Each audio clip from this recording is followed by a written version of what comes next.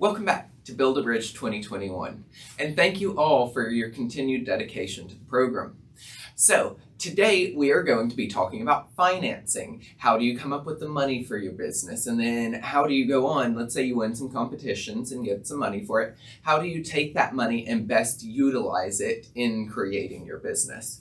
And for that, we are going to turn it over to a recent South graduate, Bailey Duos. She is currently the owner of Port City Pups and won 3 different pitch competitions, allowing her to take that money and take some of those connections she made and go through and start her business. Well, after we hear from her, we're also going to hear from Dr. Thomas Nelson about how to calculate a break-even or do a break-even point or do a break-even analysis.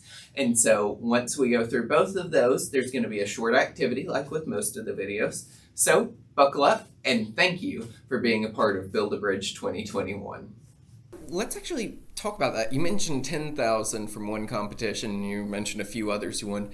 How much in total did you win throughout these competitions? I won a total of $16,000 in 3 different pitch competitions. So we did Coastal Venture at South Alabama. I think that one was $4,000 grand prize. Might be different these days. And then, was it the Causeway pitch? Used to be the Causeway pitch, yes. Yeah. I'm not sure what y'all call it now, but the Causeway pitch, that one was on a duck boat, I think. Yeah, that one was on a duck boat. I think grand prize for that was like $2,200 or something like that. And then homegrown startup competition was $10,000. So I placed second. Actually, first place for the homegrown was $25,000. That would have been nice, but I placed second, and that one got $10,000. So total of about $16,000 altogether, which was awesome and was spent immediately on the business. Immediately. 16,000 sounds like a lot, especially when you're in college and you're starting.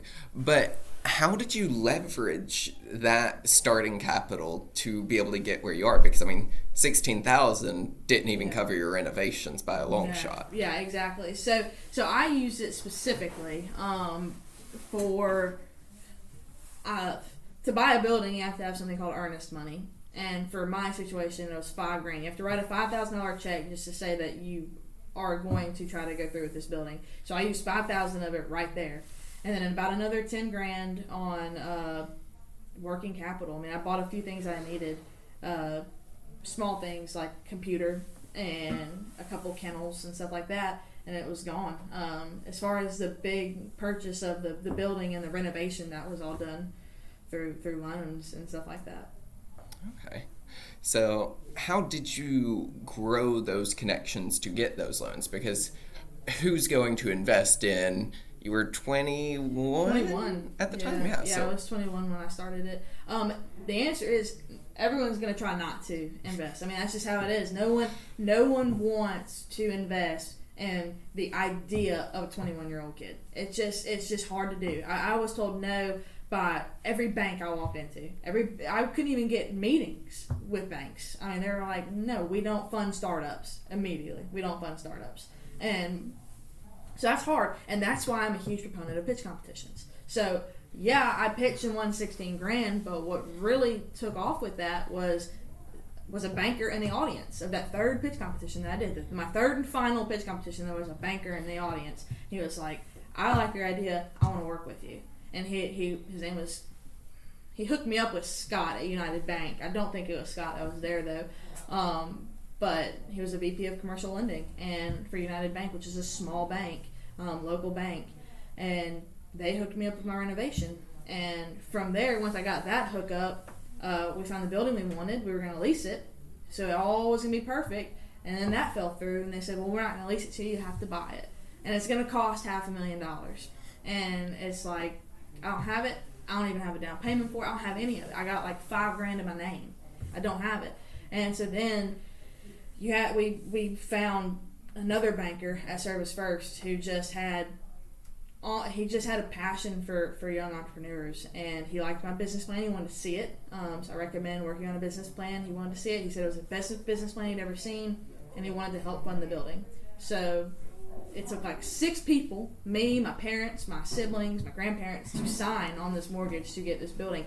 My story is not a story of walk to daddy and get a check. That's not my story. I mean, it was a grind of people, normal people, a middle class family who did not have this kind of money, and all coming together with people who care and making it work. And it's worked. All all like $25,000 of loans that we took out, I've already paid back. I mean, we keep our word, paying the bills, and they kept ours, getting us started. So that's the hardest part, I think, of this whole thing is getting someone to believe in your idea. And doing something like a pitch competition is a really good place to start.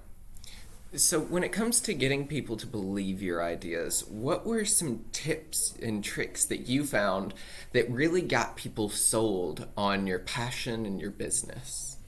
Knowing, oh gosh, probably a lot, but I think people I think you can't fake passion. So I think, like, when you are talking about something, kind of like I'm doing now, running my mouth, because this is what I'm passionate about, and I could talk all day about it to anybody about it. And people, one, can see that, and I think also the second part of this, people invest in people before they invest in your business. So a lot of these people are like, you and your family look like people who are going to make this work. I can see the grind. I can see the 28-page business plan. I can see this in your eyes that you want this. So we're going to invest in you. And that, you have to know that. You have to, you got to know your numbers. You got to know your plan. You got to have all this in line, because that's what bankers need to get you your money. But they're going to invest in you, in your knowledge, and your passion, and your hustle. That's what people want to see. That's what people invest in. So, if you're that kind of person, crunch down, hone in on the numbers, and make your plan impossible not to like, impossible not to want to invest in, impossible to not want to be a part of, and maybe you'll get somewhere. And you're still going to be told no, though. You're still going to be told no. You just got to find the right people. That part takes patience. So that's what I would say. Those are the tips I can give on that.